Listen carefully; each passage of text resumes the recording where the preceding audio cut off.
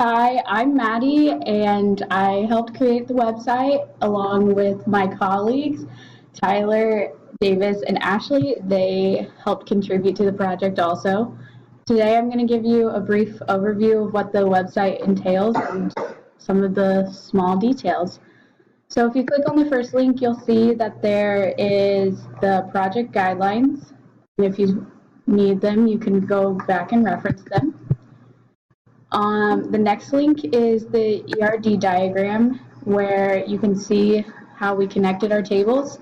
And if you click on the boxes, you'll see some pretty fun, exciting surprises.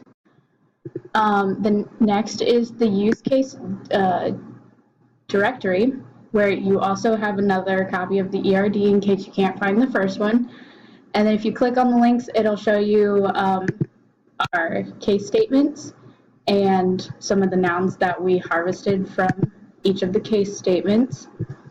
If you continue looking through, you'll see the user case diagram and the borrower case diagram. Beyond each of them, you'll see the bubbles, and if there's also surprises under each of them too. And last, you'll see the pie chart where it shows that we all contributed 25% equally, and no one did more, no one did less. So next is going to be Davis or Tyler taking over on the case statements. So we're going to start with the owner case diagram. The owner is allowed to search for a book, check out a book, check in a book, read comments, write comments, list all checked out books, and list all books by author and content area. Notice that these, however, do not stem from search for a book. That's important that they stem from their own branch of the owner. Let's start at search for a book by title. If we click on this, we see our user story for it. When writing this, we figured out that we needed a borrower, system, account, book title. These are all just nouns that we pulled out of this so that we could use later in our titles, our tables. Then we go to check out a book, and we see that checking out a book, we need instructor, title, borrower, their names and emails and ways to reach them, and a checkout table, possibly.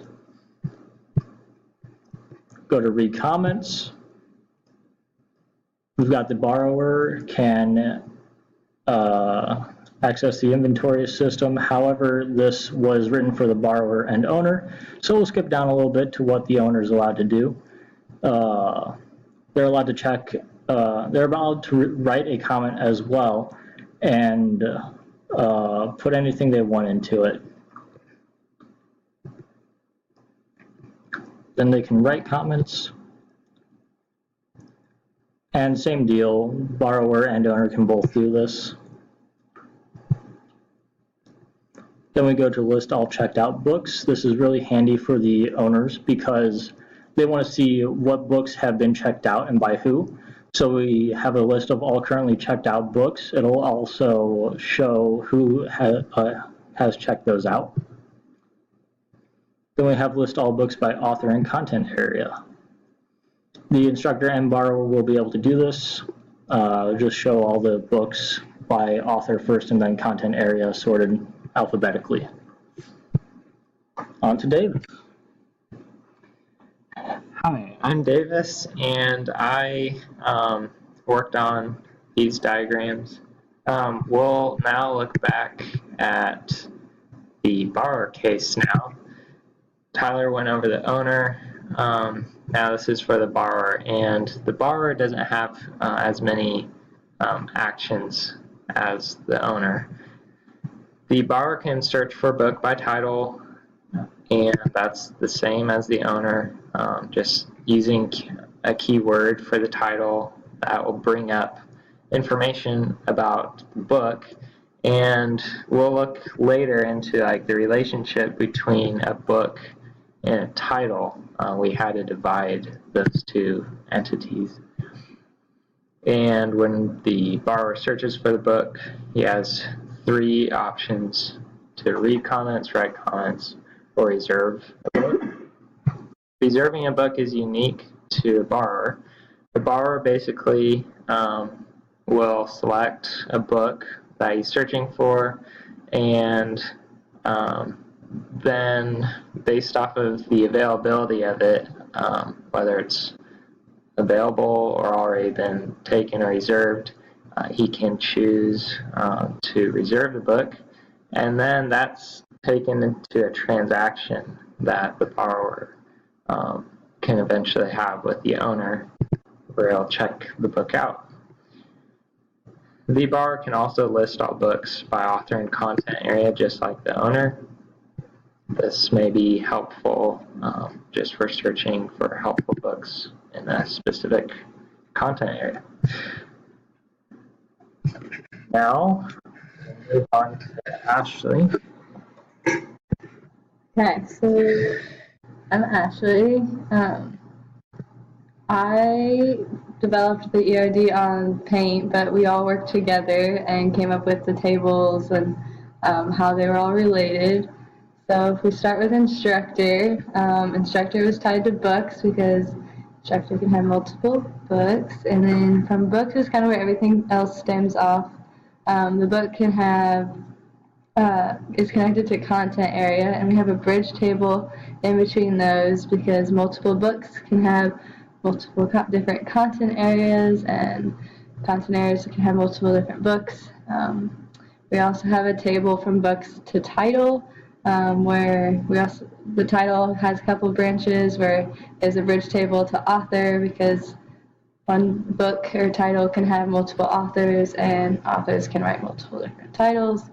And then the titles also has a connection with comments. There can be multiple different comments for each title, and those can be from borrowers or instructors. So if you go back up to books, we have kind of an in-between table with checkout connecting to borrower to show availability and such.